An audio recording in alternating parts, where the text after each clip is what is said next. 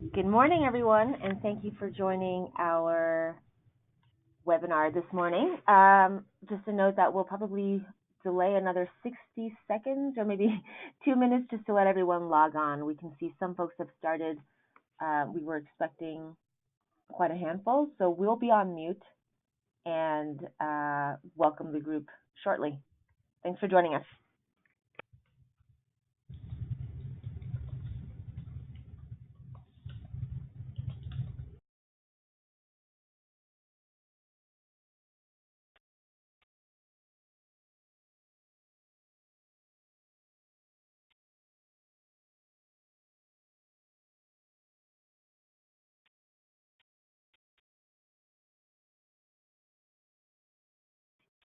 Okay, I think we can get started. Well, first, welcome everyone. Good morning, and thanks for joining us. My name is Karina Chan. I lead the Electricity Innovation Lab, or eLab, at Rocky Mountain Institute. And today I'm joined by my colleagues. I'm leading this call from Colorado. My colleagues are joining from New York, and so they are in control of slides, and I'll let them advance as we go. And Lauren, if you can show the slide with the 3 webinars, that'd be great. So we're very excited, all of you, to undertake our work with you at Forge and for the opportunity to work together on the extremely ambitious and very important questions each of your teams will be bringing to Forge. The purpose of these webinars, and there's 2 that are topical leading up to eLab, and then 1 on Friday that is mostly about an introduction to the event itself, logistics, and background on what to expect. The purpose of the topical webinars is to provide some ground level information and concepts as a sort of underlayment for our work together, so we can move faster in our work together in person. And also provide an opportunity to introduce you to 2 of our faculty members in advance of Forge and hear directly from their perspectives. So today, we're very excited to have Josh Gould from Con Ed join us to discuss the current and evolving utility business model, and connected to that, the utility's evolving ability to serve low-income households and communities. Before I hand off to him, just a few logistic guidelines to make this work from a process and tech standpoint for you all.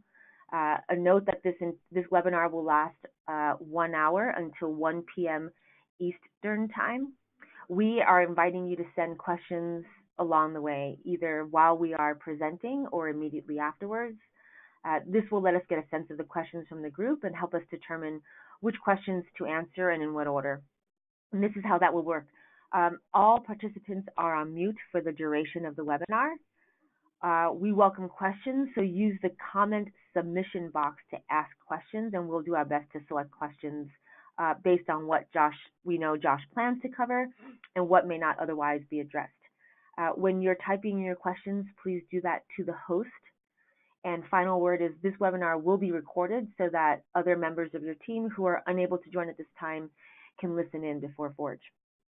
So without further ado, in brief introduction to our guest, Josh Gould is Department Manager for Con Edison's Utility of the Future Group.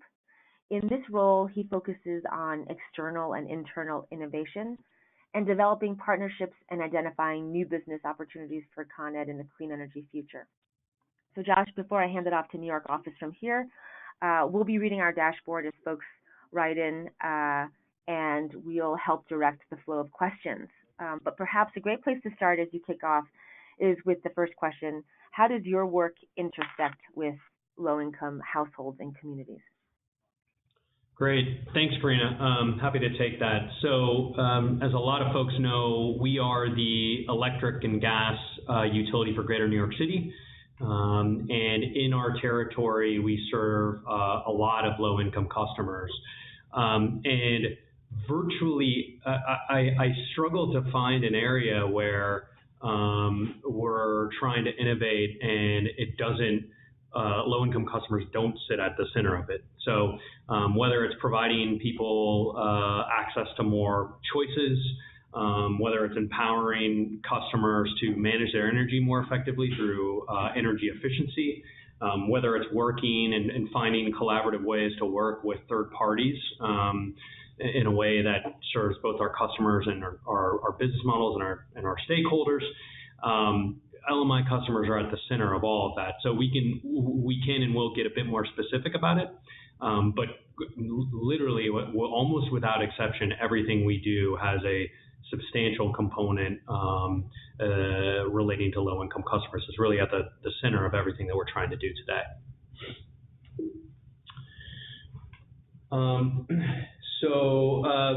This is the agenda for today. Again, please feel free to send questions, and we'll try to address them as they come across. 3 topics for today: how the utility cost of service business model works, so essentially how utilities make money, what that implies for how utilities have traditionally served low-income customers, and then moving forward, what's changing about the ways in which utilities can and do make revenues and make money, and what that means for how we can better serve low-income customers. So before we advance, just a quick level setting here. A business model is about 3 things. A business model is about creating value, a business model is about delivering value, and a business model is about capturing value. So those are the 3 components, again, creating, delivering, and capturing. The cost of service model is the name for the classic traditional way in which utilities have created, delivered, and captured value.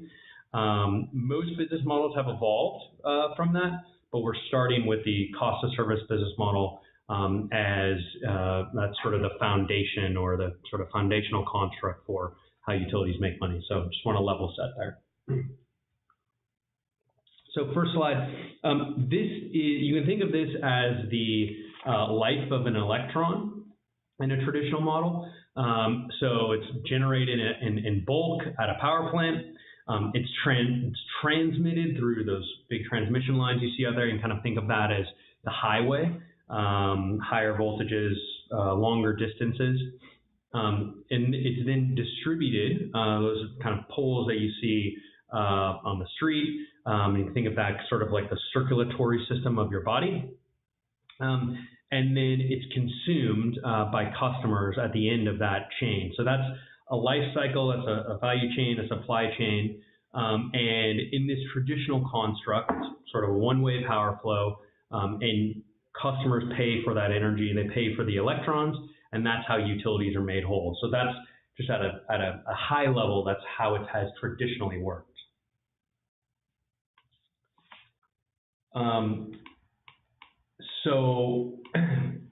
And again, this is the classic cost of service business model.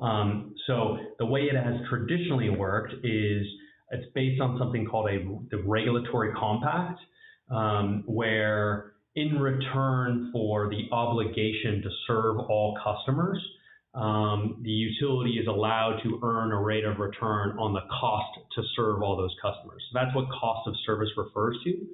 And the way it has traditionally worked is all the capital expenditures necessary to serve all customers. And, power plants, transmission lines, buildings, all the infrastructure earns a rate of return through complicated formula of how that's calculated. And utility is compensated for its operational expenses as well. It does not earn a rate of return on its operational expenses, so that's the labor and just general expenses necessary to serve all customers. And that adds up to what's called a revenue requirement. Some people abbreviate it as a rev rec. And this, what you're looking at, is the simplest, sort of cleanest, most traditional, again, cost of service model, where cost of service means that utilities are compensated, have the obligation to serve all customers, and are compensated for the cost to serve all those customers. Different types of utilities. So if you think, we go back to that picture of the value chain, if you think of, again, generation, transmission, distribution, and the customer and retail component, different flavors of utilities here. First is what's known as a vertically integrated utility. So that's a utility that owns the entire value chain. They own power plants, they own transmission lines, distribution, they own the customer relationship.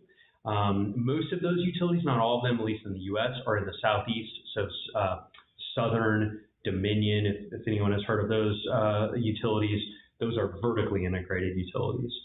Many utilities, typically in coastal regions of the U.S., so East and West Coast, are what's referred to as wires companies. So they own and earn a rate of return on the transmission and distribution infrastructure. Some of them own the customer relationship as well, and others don't. Now, in those jurisdictions where the utility just functions as a wires company, there's often other private companies playing as part of this value chain. So if you see on the left-hand side, independent power producers, so those are companies like NRG is a name in that space, where they're private companies, owning and operating and running competitive, typically power plants that operate in wholesale markets. And then you also have some competitive retailers who, again, are private companies, not utilities, who can compete with utilities in providing the retail service to customers. So that's the high-level construct. Again, the sort of classic model is this vertically integrated model. Con Edison, where I work, is a wires company. Most of the utilities on the coast, wires companies. And then within that construct, there's also different ownership structures. So from top to bottom here, an investor-owned utilities, these are typically the largest utilities. They're publicly listed. Their dividends and earnings are, a share of them is returned to shareholders, so you can buy their stock on a public exchange. They are typically regulated at a state level by Public Service Commission. So what a utility earns is set by a regulator. I'll get to the implications in a second. Two other flavors of utilities. The bottom two are typically smaller. So there's what's referred to in industry parlance as munis. Munis refer to the fact they're owned by a municipality. So they're not owned by shareholders. It's a nonprofit. And sometimes their boundaries are not exactly formed at the city limits. They tend to be, not always, but they tend to be in urban areas. So for instance, Seattle City Light is what's called a muni. The Sacramento Municipal Utility District, a muni, serves Sacramento. And then last but not least, co-ops. So they're cooperatives is what that stands for, owned by the customers that they serve. Also a nonprofit like munis. And the distinction between munis and co-ops beyond the ownership structure is most co-ops tend to be in rural areas. And so a few implications here. So all things equal, I think it's fair to say that there's stronger profit and growth incentives at investor-owned utilities. They tend to be the largest. They also have, again, mostly but not always, a lot of information in the public sphere, because most of how the regulation works at the Public Service Commission is made public, so folks can access it. That's available to them. Munis and co-ops often have more explicit political and economic development mandates.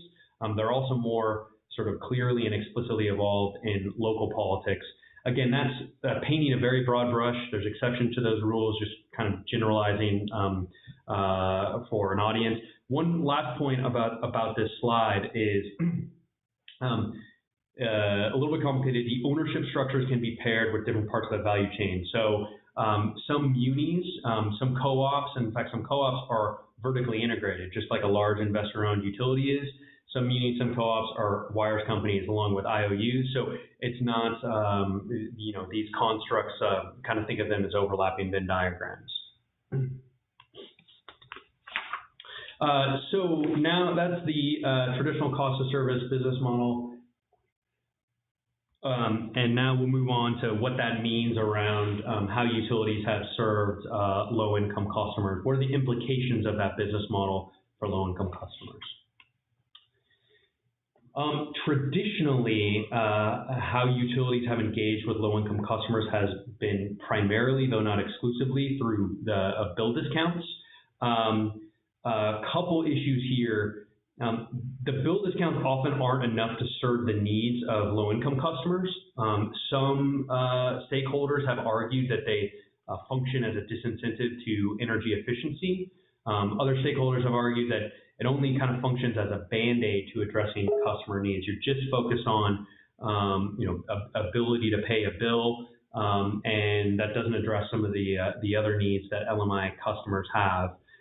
There are also the bill credits are often subsidized by other places of the customer base. And last but not least, these bill discounts often don't reach customers who are low income, but aren't formally considered low income by some of the program eligibility standards. So even though some of the dollar amounts you see attached to this are large, I think actually if you talk to most stakeholders, not just utilities, but even environmental and social justice stakeholders, just bill credits and bill assistance alone hasn't solved all the issues, but that's the primary means to date. So what are the issues that low-income customers are experiencing? First and foremost is and always has been affordability. And one of the ways in which we talk about affordability is the notion of energy burden. So that is the percentage of expendable income that low-income households have to spend on an energy. That burden is much higher for low-income households. So there's big equity issues associated with that. I think most of us feel there's not a good reason that a low-income customer should pay a greater percentage of their expendable income to meet their energy needs versus other segments of the customer base. And different geographies have different energy burdens. It can run as high as 13%. We've seen that in Memphis, Tennessee. And then there are constant pressures, both from utilities, munis, and co-ops, and others, sort of countervailing pressures to reduce costs and yet better serve low-income customers. So I think all stakeholders haven't been satisfied by the paradigms to date. Low-income customers haven't felt satisfied that they've had their needs addressed. Utilities haven't felt successful in addressing those needs or addressing some of the cost pressures. And then, environmental justice and social justice groups have similarly felt dissatisfied. But that's the picture to date. So that's maybe a little bit pessimistic, but we're going to end on a little bit of a more optimistic note. So that's kind of a snapshot of up until today. And maybe that was a little bit depressing, but I personally am really optimistic because a lot of what I've just explained is really changing. It's changing here in New York, it's changing in other jurisdictions, and I'm really excited to talk about that.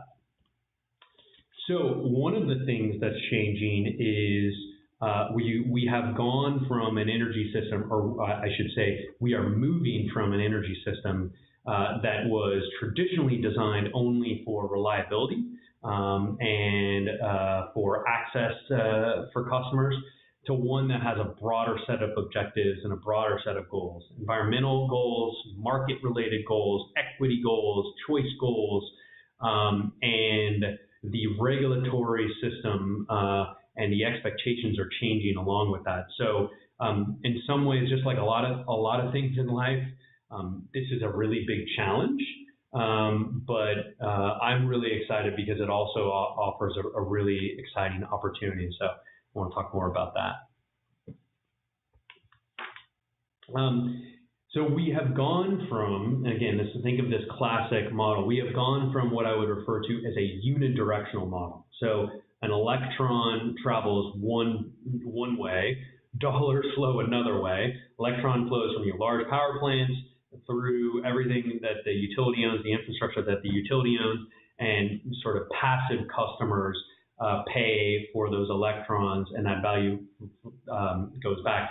I would say not only is that changing, for many places that has already changed radically to a large degree. This model is already outdated, so I want to talk about how that's changing. We've gone from that unidirectional model, and we are evolving to, first you think of just how electrons flow, sort of moving bidirectional. So customers are moving away from being only consumers to, using a term kind of in the industry, prosumers. So I can produce electricity, I have greater control over the usage of my electricity, and I can actually provide value back to the system. So that's the bidirectional. We're talking about value in the form of electrons, we're talking about value in the form of other service. And folks are already talking about an energy system that's evolving from that unidirectional to bidirectional to multi-directional. So I can transact as a customer with other pieces of the customer base, with system operators. So that's kind of the wholesale market, and that's very complicated. Providing some pressure on the business model, but opening up tremendous opportunities, not just for the utility, but for customers themselves. So a lot of change in how it's worked. In a variety of ways, a variety of technologies enable that change from unidirectional to bidirectional to multi-directional. So greater energy efficiency and really control at the point of use in customers, ability to generate electricity through solar, through other forms of technology, ability to store electricity at a customer site, EVs and vehicle to grid, and just greater flexibility in demand. All these things are technology changes that are enabling, again, that evolution from unidirectional, bidirectional, multi-directional. So I'm not going to go in a ton of depth on this slide. This is, our discussion is intended to be a bit of Utility Business Model 101. A lot of what's discussed here is sort of 301 or 401, maybe 501.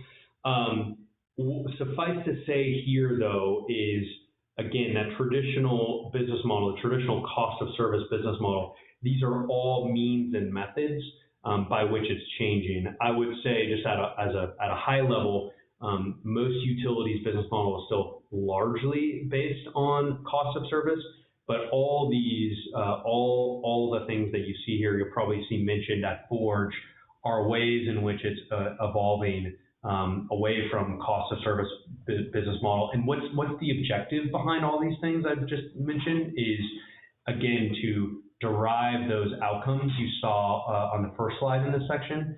So what I think a lot of folks have realized is that traditional cost of service business model does not enable us to achieve some of the social outcomes, environmental outcomes that a lot of stakeholders want to achieve. And all these things are tools and means and methods to try to deliver those outcomes. And so a bit more specifically, just a little bit of utility business model geekery. So specific ways in which the business model is changing. Two things. Many of the utilities on the coast are what's called decoupled utilities, meaning the revenues that utilities derive is decoupled from the number of electrons sold. And the thinking behind this is, utilities don't want to be incented for their customers using more energy. They should be agnostic, or ideally even incented for their customers to use less energy. So in this business model, utilities negotiate a revenue requirement that's divorced from the volume of electrons sold. That is not necessarily a business model in and of itself. It's more a feature of a business model, but the outcome is, again, a greater incentive for energy efficiency. The other piece, and that's related to a lot of the things you saw on the previous slide, is performance-based regulation. And that is a very, very kind of broad net, casting a broad net, but essentially it is designed to reward utilities for meeting some of the other goals on that first slide in this section. So environmental goals, outcome-oriented goals, and so it can be paired with a variety of other business models. It can be paired with, addressed in a decoupled utility, can be addressed even in a vertically integrated utility, and the particular flavor of it is very dependent on what those regulations are. So it's sort of hard to generalize about what that does to the utility and what that does to how a utility serves its low-income customers. But in general, again, if I would generalize here, it allows utilities to be maybe a bit more cost-conscious, a bit less focused on capital, and a bit more focused on some of the outcomes you see on earlier slides. So, flip ahead. And last but not least, and this is what I'm really, really, really excited about, and a lot of what Con Edison is working on, a lot of what's going to happen at Forge is there are big implications in what we just walked through as far as how we can better serve low-income customers. So thinking back to that original construct about what a business model is around creating value, delivering value, and capturing value, all three ways, I think a lot of this is changing and opening up exciting opportunities for low-income customers. So let's be a little specific here. Think about ways to, so starting with creating value, think about ways to create value. There's great opportunities where utilities are incented to empower LMI customers and empower LMI communities with energy efficiency or access to distributed generation. You think about what the outcomes of creating value in that way through energy efficiency or distributed generation, that can permanently lower LMI customers' bill, that can permanently lower energy burden. And so there's great new opportunities to think about how do we empower low-income customers, how do we empower low-income communities to reduce that energy burden permanently through energy efficiency, access to distributed generation. So that's one of the, at a high level, one of the exciting ways where we're creating new types of value. We think about delivering value. So there's a lot of, and I'll talk about a specific example of some of the things that Con Edison is doing around partnering with community organizations, partnering with third parties, partnering with environmental justice groups, partnering with developers to deliver that value to low-income communities. So again, if you think about distributed generation, if you think about energy efficiency, often it's not the utility actually providing that service. It's partnering with other third parties and partners and community groups to provide that service. So that's a sort of tweak on that delivery model where it's not just about the utility itself delivering, it's about the utility partnering with other third parties and community groups to deliver that value. Last but not least, you think about capturing value. That's where you think of a lot of those performance-based incentives. So how, if we as a utility might help LMI customers permanently lower that energy burden through distributed generation and energy efficiency, how might we share in the beneficial outcomes of that? How do we find an economic construct where everyone benefits from that, where we can reward third parties for that savings and permanently reduce energy burden? How we can reward utilities for that, and first and foremost, how we can reward LMI customers for that. So just we'll get to questions in just 1 second. Just one example of how we at Con Edison have been trying to do this.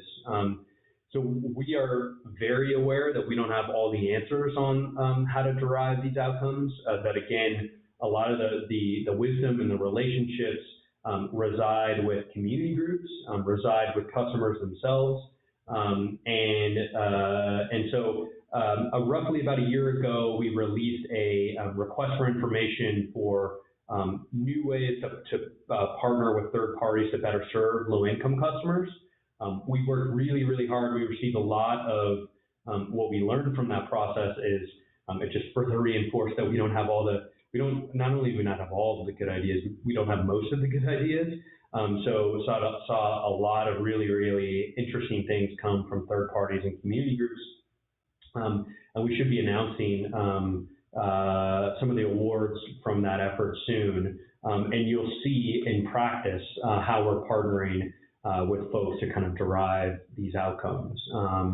And so looking forward to sharing more about that. Maybe I'll pause here, and that's all the prepared slides. See if there's questions we can address. So first, we saw a question come through, Josh, around where we can read more about the new utility business models. This last slide here has some quick thoughts on that. But first off, we look forward to exploring this topic more with you at Forge through our work together. Several teams are encountering these issues in their work, and we are looking forward to having a really rich discussion around how the utility business model plays into that work when we're together next week. The second recommendation I have on the how to learn more question is to find Josh at Forge. As we mentioned, he will be faculty, so he'll be there in person. So find him and start a conversation. Also, there will be several other utilities on the room, some of which are on your own teams or on other teams. So finding those folks and starting a question to get a different perspective on this topic as well. Additionally, Karina will be giving a learning session at Forge on kind of the now what part of this webinar. So given that we're seeing these changes to the utility business model and what that means for low-income customers, what are some of the emerging partnerships and business models looking like on the ground to serve those customers? And finally, stay tuned for insight briefs from Rocky Mountain Institute on this topic. We'll be publishing the content from that learning session on what those emerging business models look like in the near future. Additionally, there's a recent insight brief that we published called Reimagining the Utility, which goes into some of these business model changes in the way that we're seeing them more broadly in the market. And that insight brief has many case studies from the particular types of business model reform that Josh had mentioned seeing as happening within utilities. So those are a couple ideas on resources. Do you have anything to add on that, Josh? I do. I feel my collaborators at Rocky Mountain Institute are being very humble. If I were to point you to one place, the shameless plug for someone who doesn't work here is I'd really urge you to go to their website. A lot of the opportunities that were mentioned just now. But if I were to point you to one place, it would actually be right back at Rocky Mountain Institute. So. And in addition, we'll have both of those reports printed at Forge next week, and we can also distribute the link after this webinar. We're seeing a couple of more participant questions come in for you, Josh, so I will kick those off. I think the first question we had was looking in a little bit more detail at this slide around the different regulatory reform efforts and some new revenue opportunities for utilities. What can you go into detail about a couple more of these opportunities and how you're seeing utilities or your own utility evolve around these? Yeah, absolutely. So one in particular that's happening in New York, which is really exciting, is that for their performance incentives mechanisms. And in fact, many of these things, and almost all of these things, are happening in New York, but I'll just pick a couple examples here.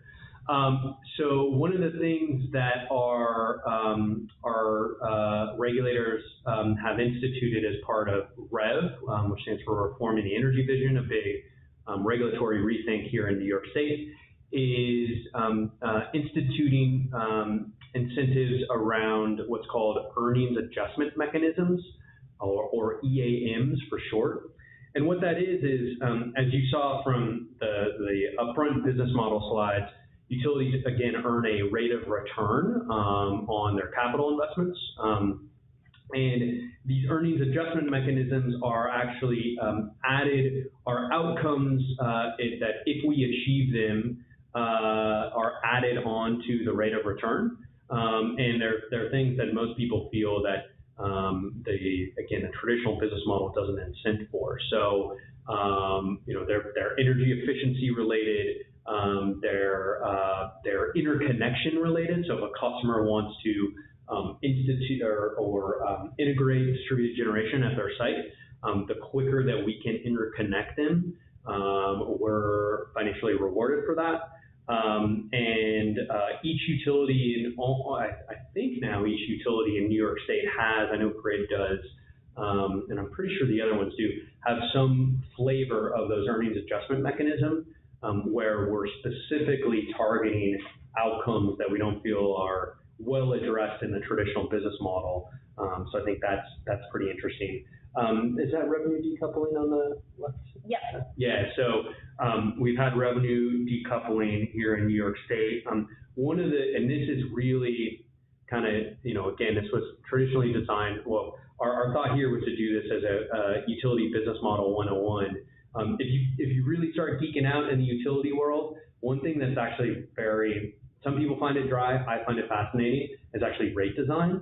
So how do you design rates to incent some of the outcomes that we talked about?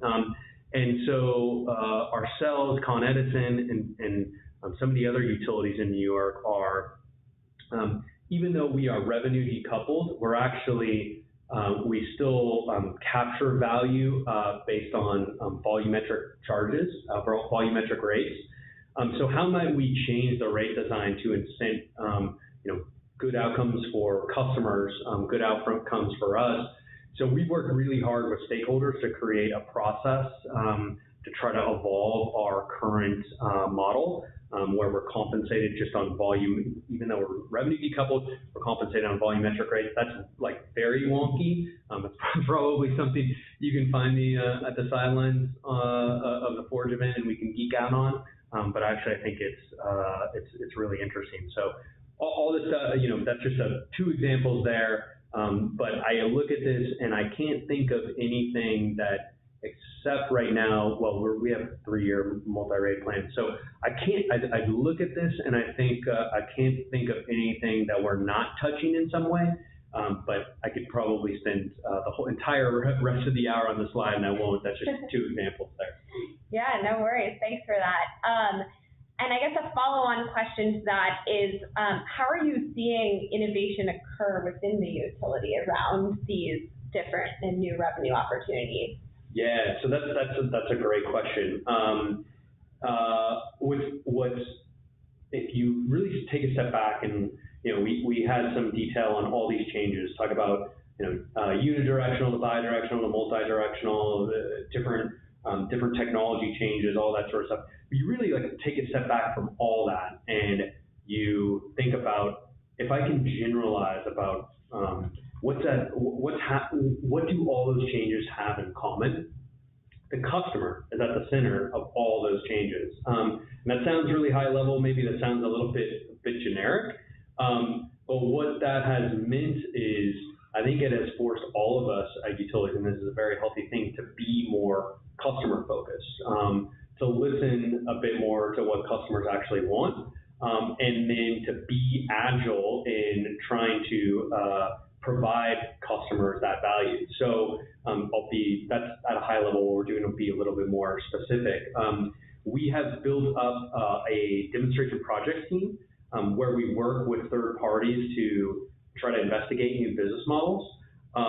It's a decent sized team, and if I think about 3 years ago, it didn't exist. So it's over 10 people now. It's investigating new business models, working with third parties to do that. Full on didn't exist a couple years ago. And we're building, for instance, a center for analytics in our customer team. And again, that's why I started with generalizing about those changes. If I take a step back from those specific themes, what's at the center of all that? It's really about enabling and empowering customers. And frankly, utility has to be a bit more agile to do that. So that's just a couple of examples of how we've been changing. Yeah, and on that theme of agility, another question that we have is, in this new paradigm, how much freedom do you feel that a utility has to do what it wants? How entrepreneurial can you be, and how wild can a utility get in this new paradigm, and how it is working differently than it has in the past? Yeah, that's a great question. So I think if you speak to other utilities, I'll be honest, sometimes what frustrates me when you speak to other utilities is I think there can often be a bit of a need to ask permission from a regulator for things that don't require permission. So what do I mean? I think we have a really clear idea of what value we want to provide to customers. Oftentimes we can find creative ways to run small experiments, and qualify, whether that's a product or service, something like that a customer actually desires. Now, I would distinguish between those sort of activities in terms of like qualifying interest and maybe defining a way to serve a customer, defining a product or service or a business model that's sort of small and hopefully agile. Scaling that product, service, business model, particularly on the business model side, that often really does require permission from regulators because those are often very big investments. In some cases, it's not radically, but at least gradually expanding the role of the utility. So I think in my mind, that's kind of one of the distinctions. For most things that are sort of small scale, I think we don't need, or sometimes there's too much deference to feeling like we need to ask for permission. But really scaling those up and providing them at scale, I think that does necessitate a good working relationship with the regulator. Great. And we have a question that's come in around this kind of customer-centric view that you've mentioned a couple times in this presentation. How are you seeing that view propagated throughout the utility? Is that something that's currently a shared vision, or has there been work to kind of incorporate that vision as the utility's role and how it has changed in relation to the customer? Yeah, also a great question. So one of the things, we spent some time over the last year just internally thinking a little bit about sort of who we want to be when we grow up, for lack of a better word. So outside the strictures of a rate case or those near-term things, what value, we started with things like what value do we provide to customers? What do customers want? And so I think that was a really helpful exercise for us to, what I was mentioning about that customer-centric view and that customer-centric approach was, at least to a degree, an outgrowth from that activity to kind of step back from the day-to-day just a little bit and think about how do we provide value and what do customers want, and how do we do that again and again at scale. And that was really the outcome, thinking about, all right, we need to change a little bit about and become a little bit more agile to provide that value to customers. So yeah, I think it's becoming increasingly broadly shared across the utility, at least only speaking in the context of Con Ed here. Great. We next have a question about the LMI RSI that you mentioned. You invited an open call for ideas. What did you achieve through this new way of engaging stakeholders that you otherwise would not have gotten? And what advice do you have for other utilities who may be considering a similar process? Yeah, also a great question. So what do we get if we, say we just developed something ourselves or, asked only people that we knew? We would have missed a lot of really good opportunities and a lot of really good ideas. And this is actually completely and entirely aligned to, again, going back to customer centricity, what I was talking about before. What does it mean to be customer centric? And I think part of what that means is, if you can define a problem and frankly have the humility to say, look, this is a really hard problem, I don't know what the solution is, and try to galvanize a community and a group of people to say, okay, within these boundaries of trying to solve this problem, help us do that. And so what it achieved was, there were so many things that were proposed as part of this process that we never, ever would have thought of had we not done that. And one of the other kind of side benefits of that was a lot of great stakeholder engagement. So maybe people applied to the solicitation and weren't selected, but we still maintain those relationships as part of interacting through that solicitation. So in general, what I would encourage is, for the hardest problems, and really, this isn't even just about utilities. I think this is even for all stakeholders. For the hardest problems, you almost certainly only have a small piece of the solution. And so, defining that problem and then casting your net out to people who might have the capabilities to solve that problem, it's something I would really recommend definitely for utilities, but even for other stakeholders. And I think that's a model that has worked really. It's taken a lot of work. I'm sort of explaining. It sounds somewhat easy. That's the results of it. It took a lot of sweat equity to get to where we did. But again, I think spending that time defining the problem and then opening it up to people who might have solutions to those problems. And by the way, letting them build relationships with one another, I think was something that worked really well with the solicitation and something I've encouraged other, not just utilities, but other stakeholders to do. Great. And on that theme of stakeholder engagement, we have a question here. What do you think utilities need to get better at to work with environmental justice groups? Is this hard for them, and why? Yeah, so I would say, and this is for, I would say for any relationship, professional relationship, you could even argue, personal relationship, the foundation of that relationship is trust. And I think this is why events like eLab Forge, where stakeholders who may not have traditionally had trusting relationships can come together and, it sounds corny, but kind of a safe place and a safe space to build those relationships. Those activities are absolutely critical. To be honest, I do think trust is at the core of it. What is responsible for that lack of trust? I'm a bit agnostic.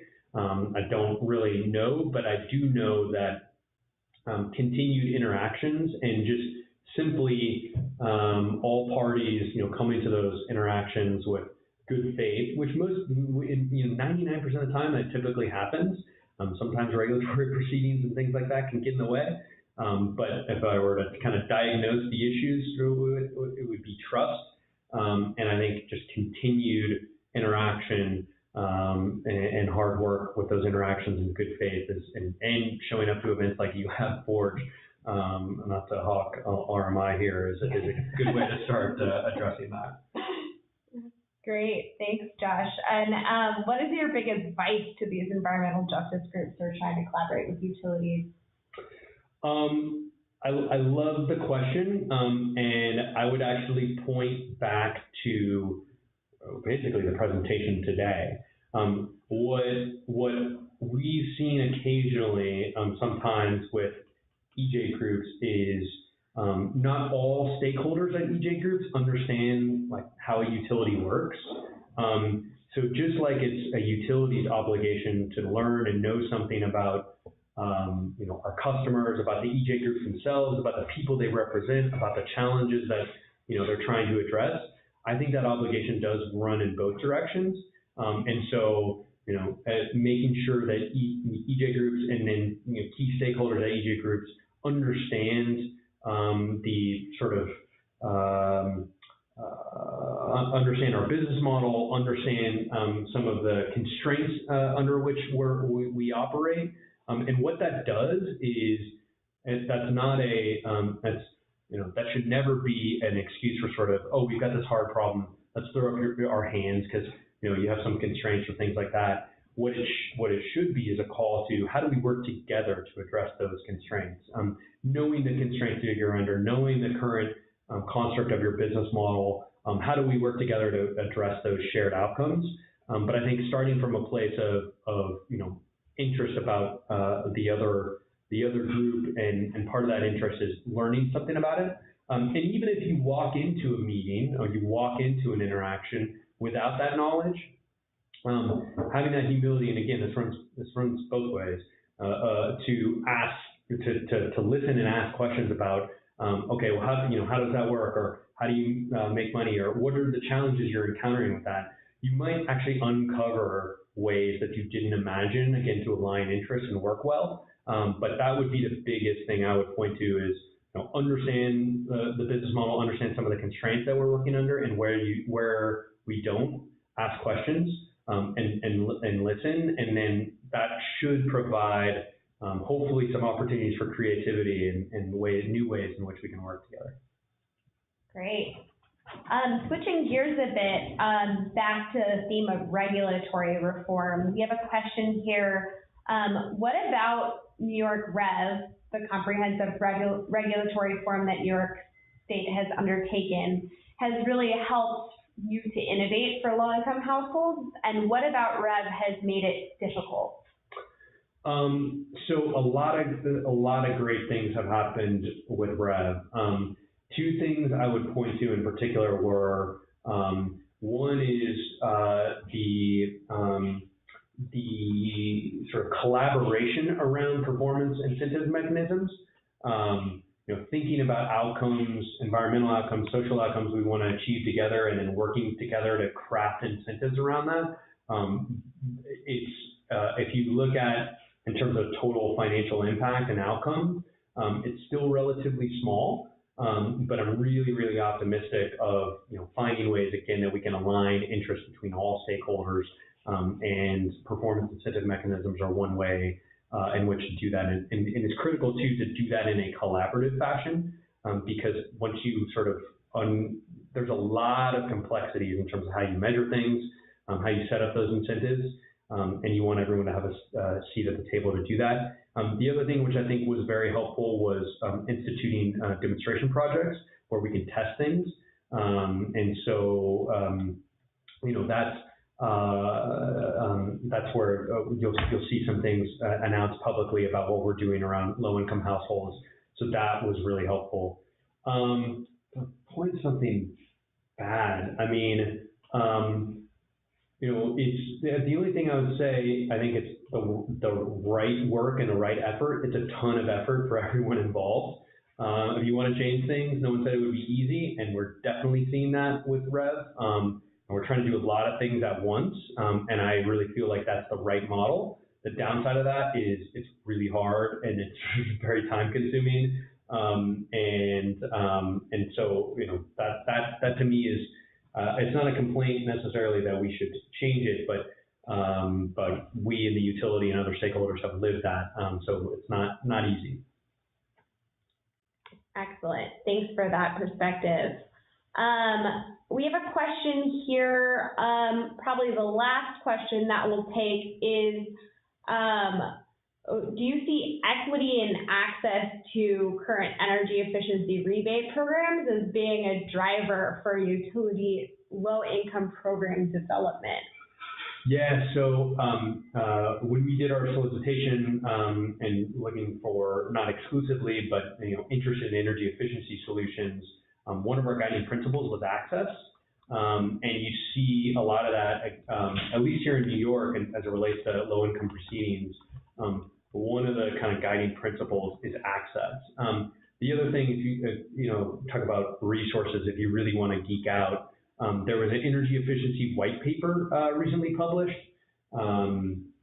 Oh boy, and I'm blanking. I can't remember if it was PSC. I think it was a PSC. Anyway, it's public, and there's a section around low income, and in fact, there's a whole low income proceeding for those who aren't aware of it as part of REV. But absolutely, I couldn't tell you necessarily if that is the primary factor, but the idea of access and equitable access comes up again and again in the low-income proceedings and a lot of what we do as a utility. So absolutely. I lied. We have one more question for you before we close out. What is the biggest unknown or great idea for low income that you'd love to test? If you're able to speak to this. I mean, the reason it's hard, not because I have some, secret, unicorn solution that's hiding in the corner that I can't tell you about. I wish I did. I guess the difficulty is pointing to one. If I had to point to one, the thing I'm really, really excited about, and I think is super cool, is can we find sources of third-party capital? So it's not utility capital, it's not customer capital, to derive outcomes in this area, to derive and incent social outcomes in this area. So you can look at things like, there's a group, I think it's spun out of maybe a bank or something like that, and it's this concept of social bonds. So I give you, it could be a utility, could be a third-party stakeholder, capital, but actually the cost of that capital is dependent on you executing against a social outcome.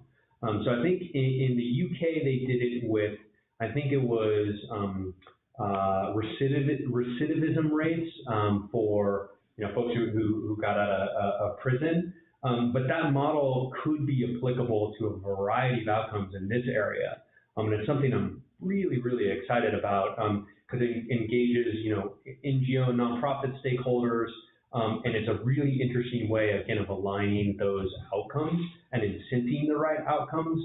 I think the devil with those things is like entirely in the details. When you really dig under the covers, it's difficult and complicated to find and craft and measure and incent the right way with those outcomes, but thinking about how we engage third-party capital to deliver those social outcomes is something like I'm thrilled about. So if you really want to geek out at Forge and you're there, I could geek out with that stuff, for hours.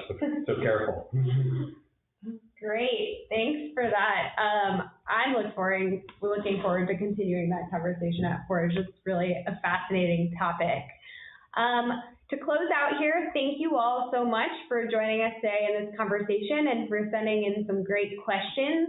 As a reminder, we have another webinar this afternoon about the role of regulators in serving low-income customers, which will be with Janine Migden-Ostener and Carl Lindell of the Regulatory Assistance Project.